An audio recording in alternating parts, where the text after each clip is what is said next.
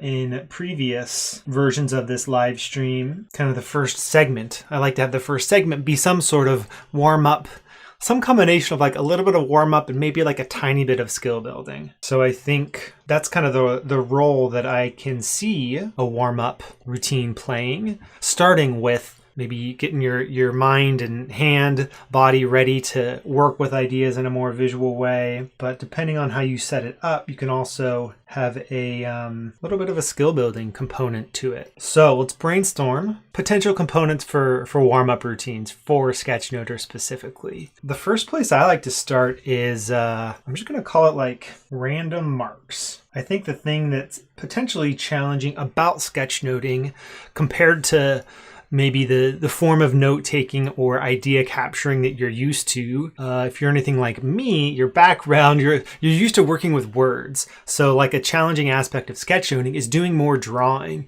and just making different types of marks on the page.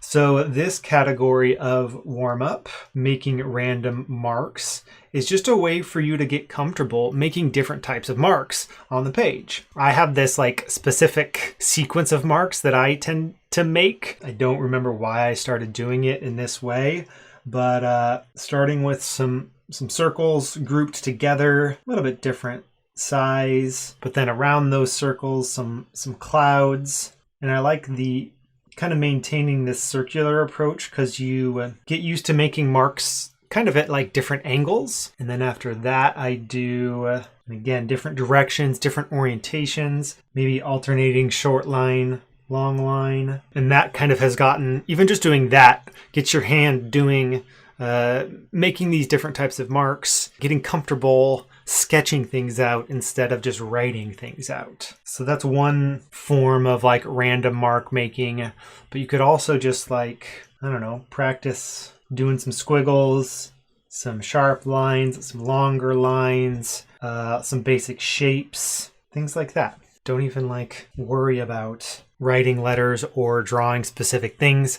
Just make some marks. After some random marks, the alphabet is always a great go-to. This is a way if you feel like your handwriting is not as clean as you want it to be. Here's your chance just to like practice all your letters, maybe in a couple different fonts. So that's what I would consider to be my core font. Let's make it a little bit interesting and bring in kind of more of a bubble font. I don't use this font a lot for live sketchnoting because these letters take time, and I also haven't even like practiced them that much. But if you've got a little bit more time and maybe for like the title of your sketch note, this style of text might be good. I think I used this one for the title of a recent video about the 4 philosophies of deep work. I think you'll see this font like in the center of that sketch note. Ooh, K's are hard. I'm trying to stay kind of consistent with my letter height using the dot grid that I have going within concepts here. I'm also a little more like zoomed out for the purposes of kind of the live stream than maybe I usually would be. It's good practice though. If I were treating this more as a skill building session and not just like a warm-up session, I might go through and like pick a couple of letters to practice. And maybe if it's a warm-up, you could do this with just one. Like that K didn't look so great. So I think I'll practice the K again. Let's practice the R, maybe the Q. I'll just rotate through those 3 a few more times for a little bit of extra practice and slow down a little bit. Like with that warm-up, I was going pretty fast, which eventually you want to get to that place where you don't really have to think too much about what you're doing. And also knowing with bubble letters, like with R's and with B's, like giving yourself enough, making those rounded parts big enough so that you have enough space to go in and add the inner part of those bubble letters. So the alphabet is a great thing to include within a warm-up. I also love sketching out some icons, practicing your visual vocabulary, and kind of with the alphabet too. Like start with ones that you're familiar with. Probably 90% of the time I would start with a light bulb. Maybe go with a book. Let's go with a pencil. Normally I draw the pencil kind of up and down. So here I'll try it side to side just for a little bit of variation. Draw a couple familiar icons.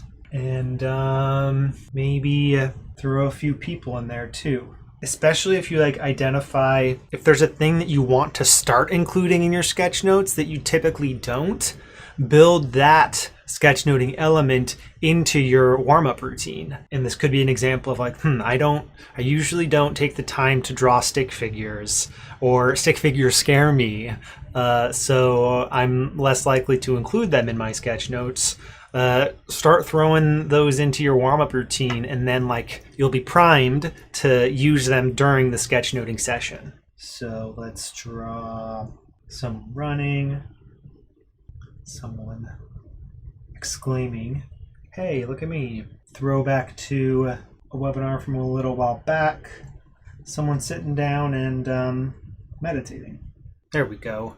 There's a little bit of skill building I was looking for. And then maybe this next part is maybe less about warm-up routine and more about like prepping yourself for the sketchnoting session itself. Kind of prior to the sketchnoting session, I think it's super helpful to like define for yourself what it is you want to get out of that sketchnoting session. So like identify the purpose of it, identify the intent, because I often think of the intent. Here the idea is decide like what do you want to get out of this sketchnoting session?